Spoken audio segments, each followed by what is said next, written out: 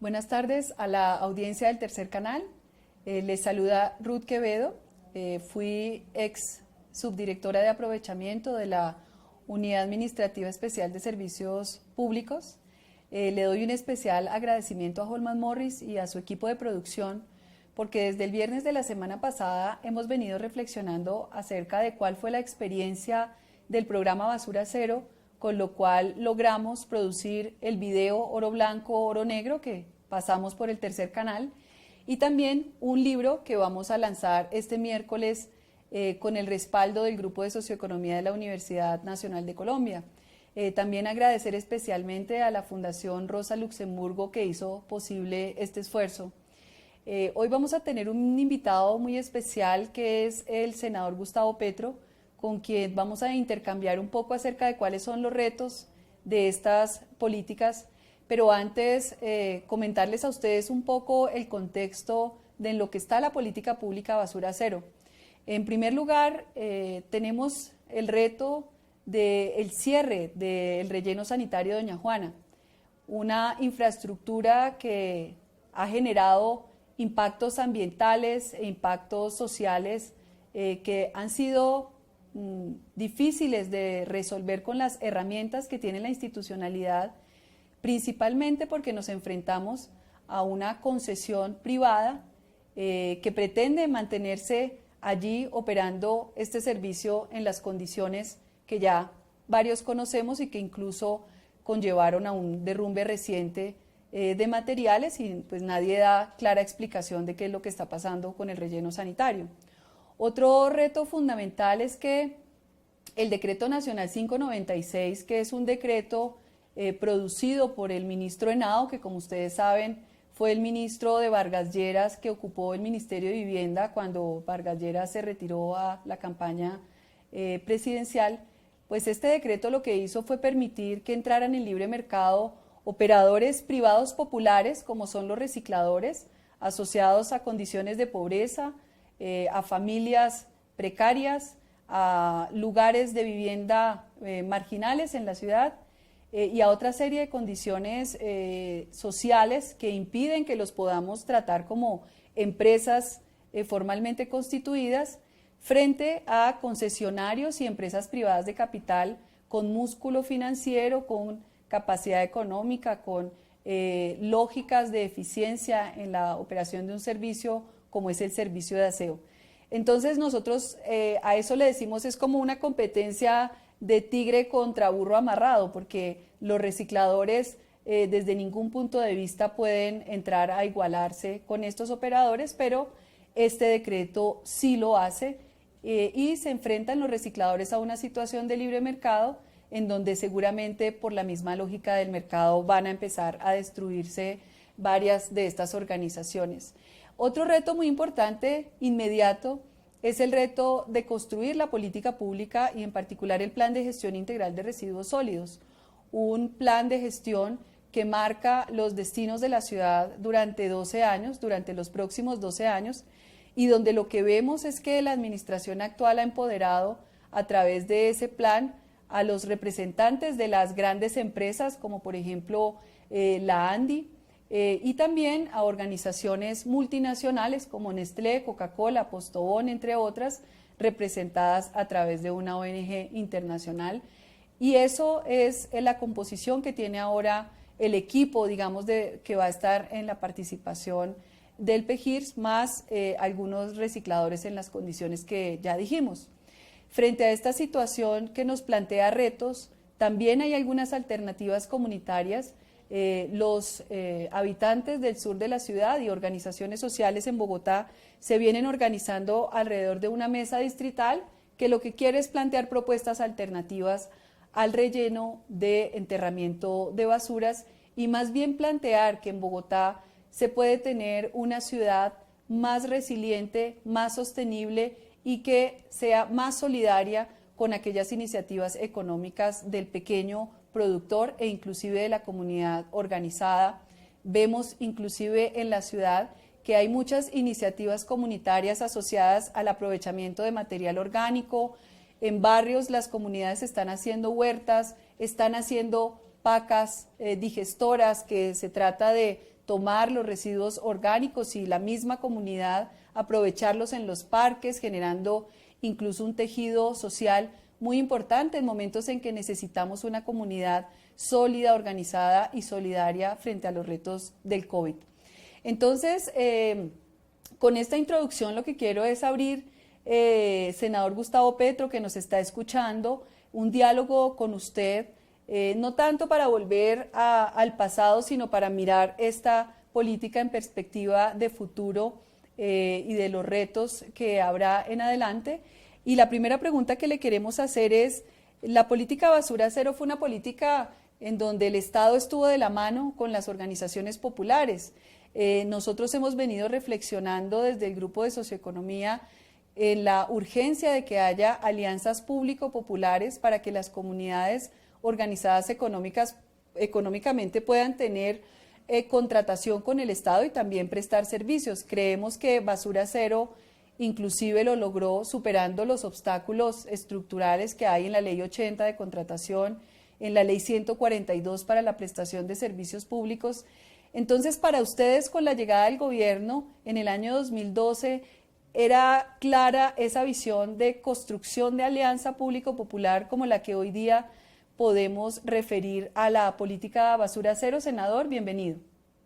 Pues, digamos que el concepto de alianza público-popular, pues no lo teníamos así definido exactamente, pero sí habíamos puesto la alcaldía al servicio de el sector popular, digamos. Ese sería el mismo concepto. Lo intuíamos como una posibilidad favorable para sectores populares excluidos en la ciudad.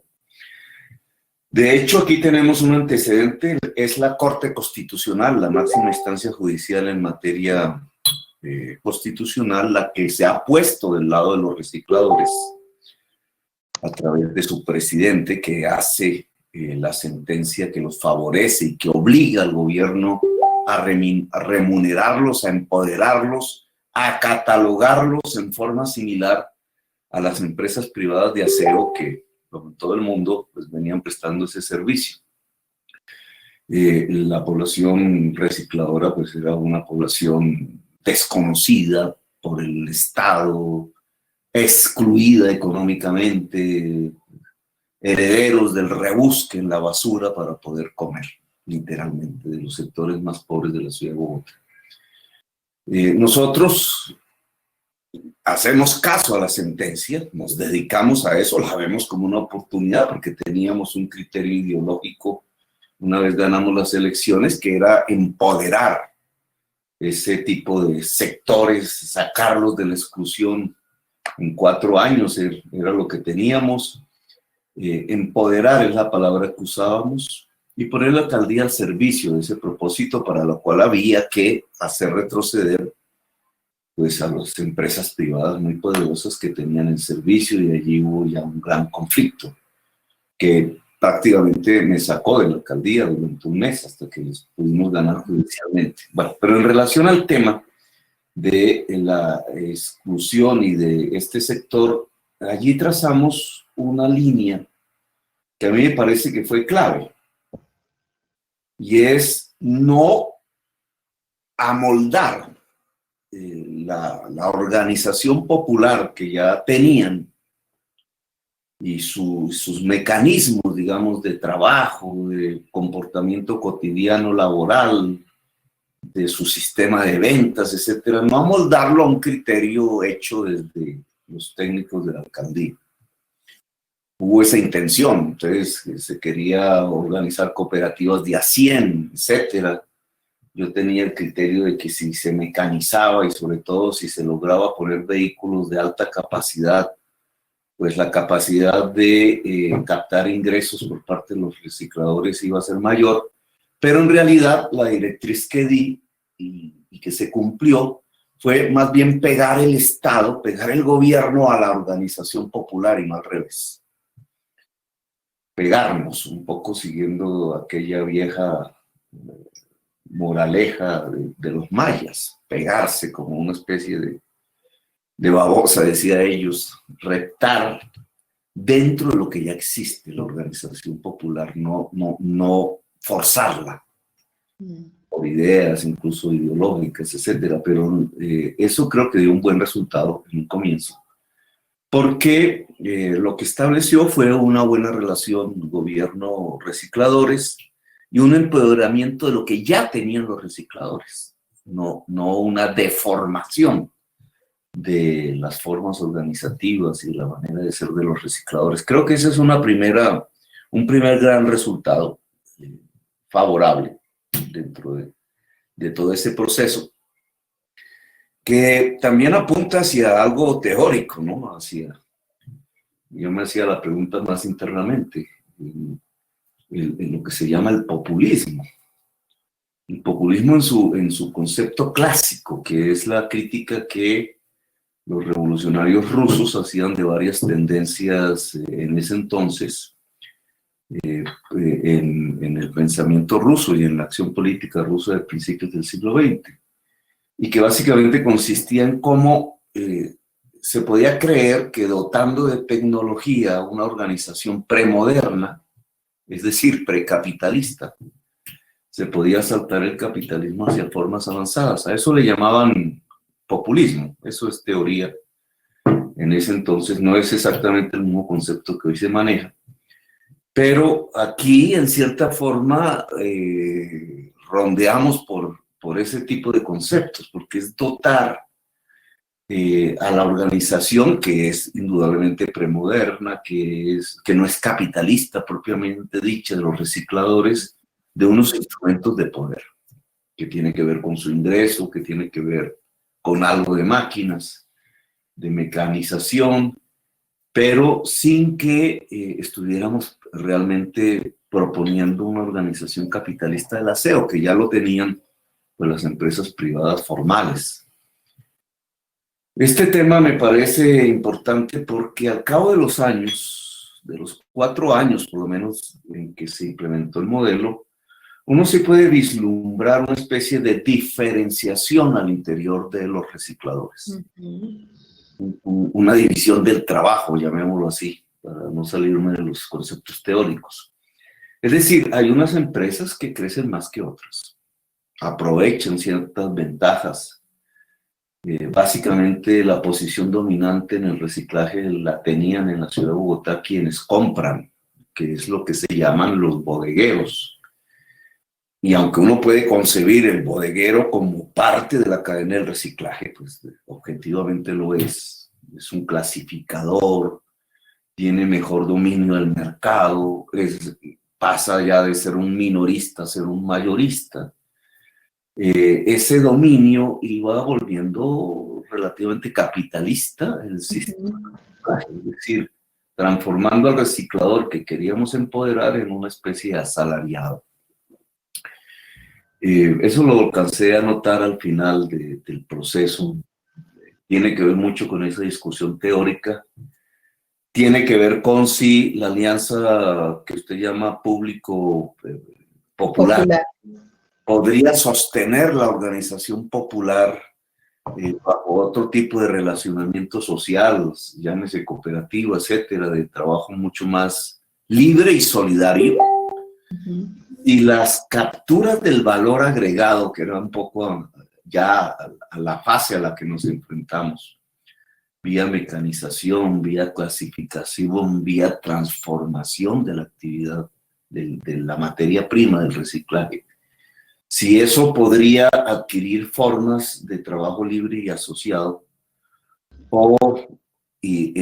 digamos, se enmarcaría dentro de las lógicas mismas del mercado, transformándose realmente en empresas capitalistas con unos recicladores muy poderosos.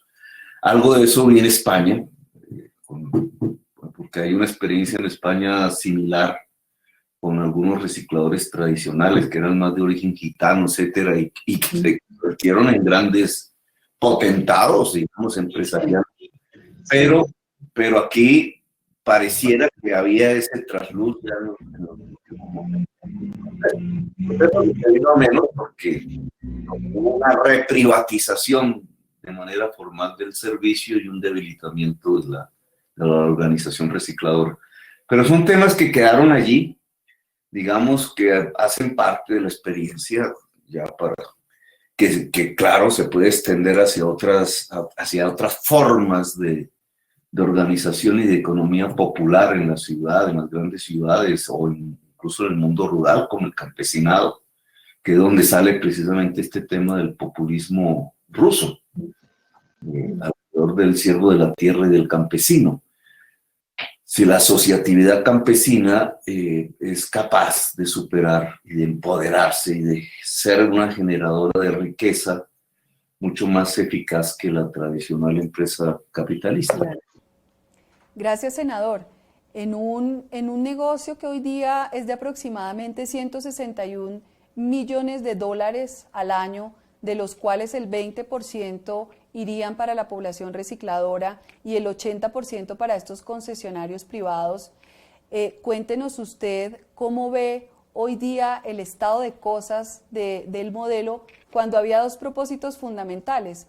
Por una parte, aumentar la tasa de reciclaje con un objetivo más ambiental de cara a los retos del cambio climático, y por el otro, incluir social y económicamente a un grupo de más de 14.000 recicladores. Hoy se dice que son 20.000, pero en todo caso, los retos de la inclusión derivados de las órdenes constitucionales, ¿cómo ve usted hoy la situación del modelo y lo que ha venido siendo a partir de la última administración que cambió de alguna manera sus objetivos? Digamos, uno piensa en basura cero, es decir, que todo se recicle, digamos, como un objetivo ya en el horizonte, que no es fácil de alcanzar, obviamente, pero era la idea, el objetivo del programa, basura cero. Y si uno le junta la sentencia de la Corte Constitucional, y es que el reciclaje debe ser de la población tradicional recicladora, que es la población humilde, 14.000 familias, pues esas 14.000 familias estarían recibiendo un ingreso en el horizonte de 80 millones de dólares. Para las condiciones bogotanas, un ingreso relativamente importante. De hecho, implica la salida de la pobreza, que fue lo que empezamos a ver, ¿cierto? Era un poco emocionante. Entonces, los hijitos... Ahí hay una estadística que resultó de ese periodo, hecha por el DANE, y es la salida de la población infantil del trabajo. Y hay una cifra espectacular. De pronto salen 65.000 menores de edad del trabajo y nadie se explicaba por qué. Nosotros hicimos la ligazón. Estos 65.000 niños que salen del trabajo, preadolescentes, adolescentes, es la población recicladora que recibe más ingresos. Entonces puso a sus hijos a estudiar, porque antes los acompañaban en la labor diaria, y ese es un salto. Ahora, ¿qué implica eso? Que usted lo podía ver, yo me recuerdo mucho cuando empezaron a adquirir los camiones a cambio de los caballos que sacamos del trabajo animal, la vestimenta de las personas, etcétera, todo había cambiado, había una dignificación de la familia en general, de la familia recicladora. Obviamente eso de tener problemas más internos, estudios, por ejemplo, la mujer recicladora, que es una buena parte de la actividad laboral allí, sus relaciones familiares, sus relaciones barriales, etcétera. No alcanzamos a hacer todos esos estudios, pero era evidente que había un enriquecimiento relativo de la familia y que eso, mirado hacia el horizonte, las hubiera potenciado, las hubiera sacado de la pobreza, hubiera construido, digamos, una capa social interesante de emprendimiento productivo y de un beneficio. ¿Qué hubo? Digamos, había unos elementos en contra. El cambio de la Corte Constitucional. Cuando renuncia el presidente de la Corte, que ahora es el rector del externado, el señor Henao, que es el autor de la sentencia y la defiende a la mayoría allí, él es reemplazado por un magistrado conservador de apellido Guerrero, taurino, uribista, y cambió completamente la filosofía. O sea, la Corte Constitucional dejó de ser la protectora de los recicladores y pasó a ser más bien la auspiciadora del retorno del negocio a las grandes empresas privadas. Esto le dio una tocada de muerte al proceso. Obviamente la salida de la alcaldía, pero que era previsible, y el cambio político en la alcaldía por un mandatario neoliberal. Y la institución, entonces, el cambio de las reglas del juego que ya no empoderan al reciclador y todo se desvirtúa. Son los elementos negativos del modelo, porque lo extinguen, relativamente lo extinguen, obviamente la población recicladora sigue, pero ya la tesis de reemplazar el gremio formal, privado de los 4 grandes empresarios por estas miles de familias y aumentar el reciclaje paulatinamente como una forma alternativa y mucho más sana con la vida en el planeta que el enterrar las basuras en un relleno, que además está localizado junto a todos los barrios pobres de la ciudad de Bogotá, pues esa idea se suspende. Si esa idea se volviera realidad, porque hay que hacerlo, porque esto es apenas un paréntesis, el reciclaje tiene que ser, entonces habrá una discusión que empezó a darse en el tema político a nivel nacional entre si el reciclaje es para el gran capital, y este es un debate más a escala mundial, no solamente con el tema del reciclaje, sino todo lo que podemos llamar la economía verde. Si es para el gran capital, claro, ese gran capital va a levantar una bandera que llaman el desarrollo sostenible, los datos partidarios, etcétera, los de verde, pero no es más que gran capital. El ejemplo en Colombia de eso es los hijos del expresidente de la República, Álvaro Uribe Vélez, que entre otros tenían una parte del mercado bogotano que conquistaban en las grandes zonas de producción de residuos como los centros comerciales, el aeropuerto a través de uno de sus amigos, William Vélez, además muy peligroso porque el trasegar de los residuos en el aeropuerto puede ocultar el trasegar de la droga, de la cocaína, etcétera. Un tema pues, de otro tipo. Pero digamos, habría una disputa entre el gran capital y la organización popular. Y en eso habría, y lo alcanzamos a notar, un proceso de cooptación por el gran capital de la organización popular, vía los recicladores bodegueros, más que los recicladores de calle. El reciclador bodeguero, de ahí había un liderazgo muy importante. Estos recicladores bodegueros prácticamente vendieron, dejaron de movilizar la población, vendieron a cambio de una porción del mercado para ellos la lucha popular. Y la lucha popular entró en declive. Pero son tendencias que hay que ver, o sea, la competencia entre gran capital y organización popular. ¿Dónde está el Estado allí? Entonces el Estado estuvo en un primer lugar vía alcaldía Bogotá Humana y vía Corte Constitucional al lado de la organización popular. Pero apenas cambió ideológicamente la Corte Constitucional y la alcaldía, ¡frum!, se derrumbó. Así es. Se derrumbó, lo cual hace de estos asuntos eminentemente políticos. Al final, lo que determina es el poder. Creo que la organización recicladora de base, el reciclador y la recicladora de base, de calle, esto lo entendieron bien, por eso apostaron políticamente siempre a su defensa política, a su representación política en manos de las facciones políticas que apoyaron a Bogotá Humana, digamos, el progresismo y después la Colombia Humana. Eso no se equivocaron, creo que aún pasados ya los años se mantiene ese nivel de conciencia política. Digamos, ya no es una población que vota por su enemigo, como sucede en tantos otros campos en el país. Pero, indudablemente, si no hay conquista del poder, no hay posibilidad de una alianza pública popular. Popular, de acuerdo.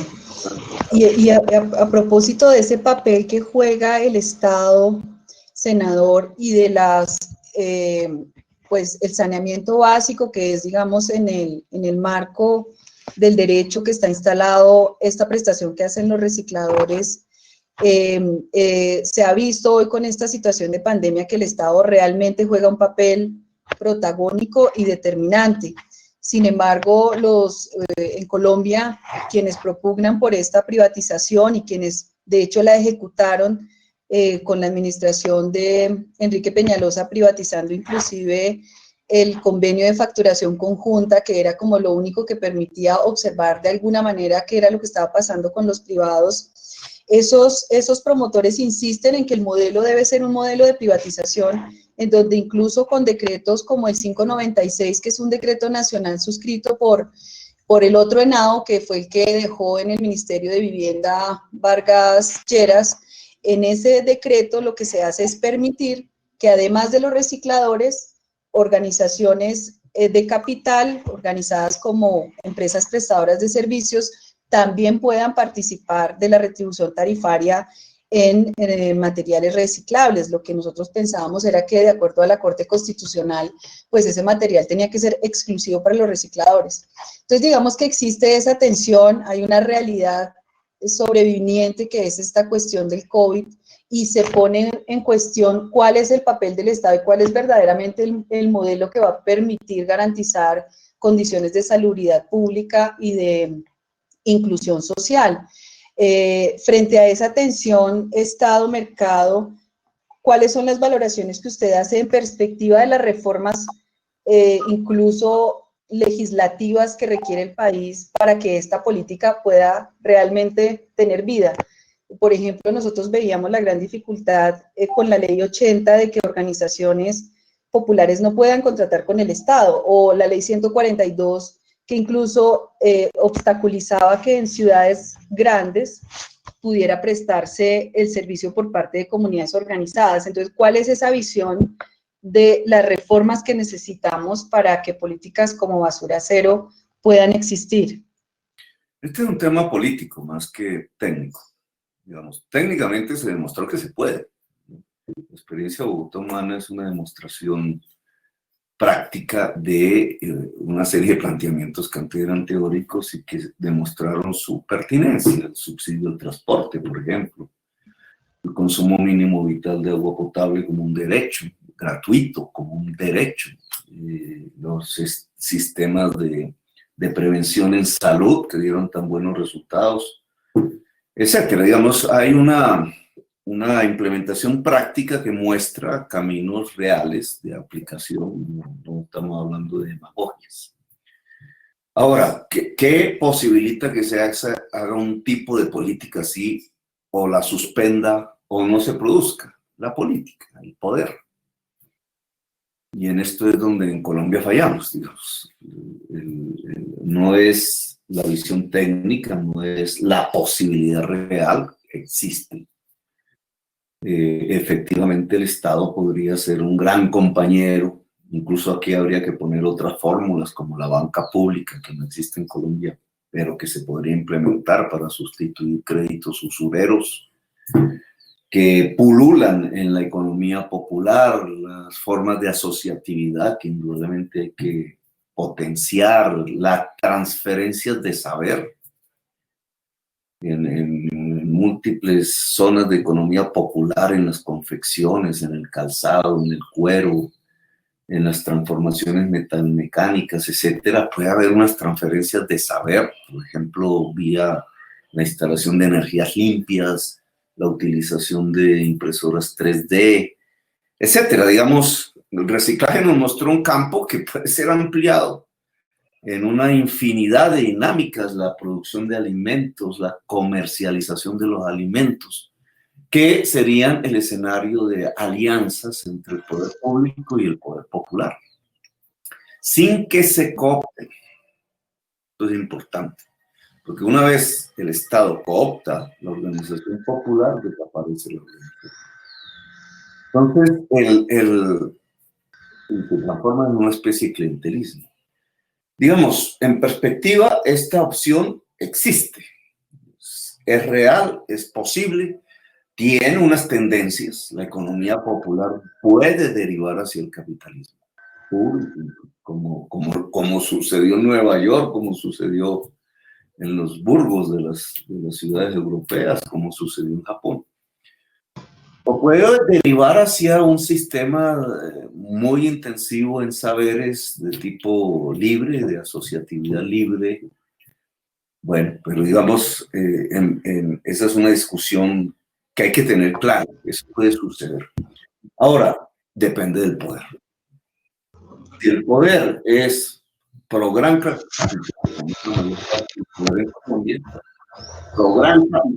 pues la alianza es Estado-Gran Capital, que es el modelo neoliberal que estamos viendo. Incluso el gran capital se vuelve el capital financiero en realidad.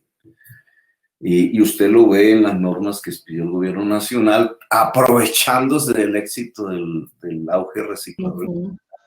Las normas tendientes a que también el reciclaje, que tradicionalmente había sido los pobres, se volviera el gran capital. Y el gran ejemplo de eso son los hijos de Uribe, que incluso incurren en una actividad que se sospecha de lavado de activos, de ya otro tipo, a través de las exportaciones de chatarra.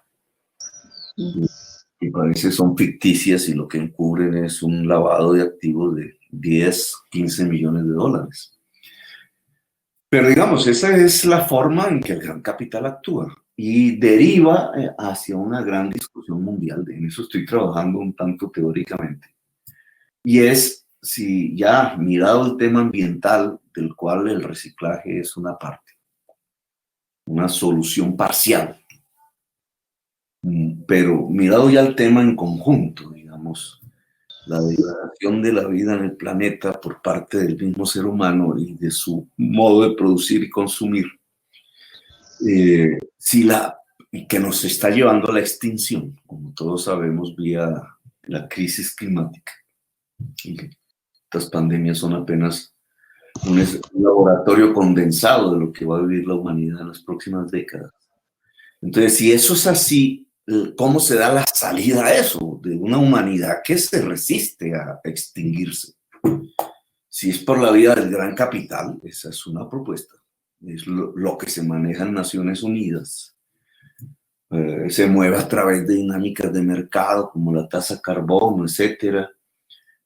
El pensar, el ilusionarse de que el gran capital va a cambiar su racionalidad, que es básicamente ganancia y explotación del trabajador, por una lógica ambientalista. Es decir, hay un toque con la vida, aquí haya ganancias, reprimir la ganancia y solo ubicarla en lugares en donde el choque contra la vida por lo menos no sea tan intenso. A eso se le llama desarrollo sostenible y hay una gran apuesta mundial por eso, digamos. Pero la otra visión es si la única manera para superar este choque entre vida y mercado es superar el gran capital. Entonces esto implica otro tipo de relacionamiento entre los seres humanos. Y en chiquito, la experiencia de los recicladores de Bogotá nos mostró las dos dimensiones. El intento de cooptación y de regulación por el gran capital del reciclaje y la resistencia popular con un gobierno que en ese momento estaba al lado del reciclador popular. Al final, este es un tema de poder. Lo dirime como se dirime el poder. Es un tema de lucha política. Esta experiencia del legislador popular se pudo dar porque había un cambio en la Corte Constitucional y porque había un triunfo electoral popular en la ciudad de Bogotá, el de Bogotá Humana. Una vez ambos procesos de poder cesan y el uribismo coopta la Corte Constitucional, entre otras vía el cartel de la toga, por ejemplo, y el electorado no reacciona para defender las consultas, el proyecto popular de la ciudad, y la ciudad pasa a manos del neoliberalismo. Apenas cambia ese poder así, se destruye el proceso de organización popular del reciclador, como muchos otros. Este tema tiene que ver con el poder, la lucha por el poder. Senador Gustavo Petro, se nos acaba el tiempo. Sin embargo, quisiera hacerle esta última pregunta, aprovechando que estamos en el tercer canal, un aliado de Colombia Humana, y que de alguna manera ha sido este movimiento el que ha venido incorporando debates tan importantes como la agenda del cambio climático en el país. ¿Cuál es el llamado, cuál es la invitación que usted le hace a las militancias de Colombia Humana, pero también a todas las personas que están esperando de este movimiento unas nuevas propuestas de gobierno? Todo militante de Colombia Humana tiene un quehacer cotidiano, que es la organización popular y la lucha social. Sin eso no hay nada, el resto es carreta. Eso se puede volver elecciones, poder, etcétera, pues sí, pero digamos, sin esto no hay nada. Y por tanto, las organizaciones de Colombia Humana deben ser constructoras de sociedad, que al final es esto, porque lucha social y organización social es sociedad. Sociedades sin lucha social y sin organización, pues son átomos que dispersa el capital y todas estas circunstancias adversas por las que está pasando la humanidad y que ya la humanidad está captando como una experiencia vital en estos tiempos de pandemia. Entonces, digamos, el papel de Colombia Humana es el de constructor de sociedad, y eso no se hace en teorías solamente, eso se hace vía la lucha social y la organización social. Así, cuando hemos hablado de la desobediencia civil es para eso. La desobediencia civil no es para que discutamos teóricamente en qué consiste, o enfrentándonos al uribismo para saber que ellos están asustados con la propuesta. La desobediencia civil.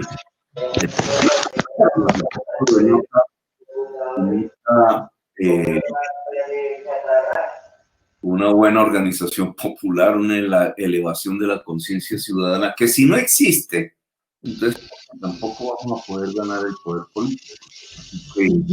La prueba de la fuerza popular de cara a ganar el poder es demostrar que somos capaces de la desobediencia civil ante un gobierno ilegítimo y criminal. Desarrollando el señor Duque. Muchas gracias por habernos acompañado el día de hoy. Bueno, le deseo un feliz día. Estamos hablando. Muchísimas gracias, sí.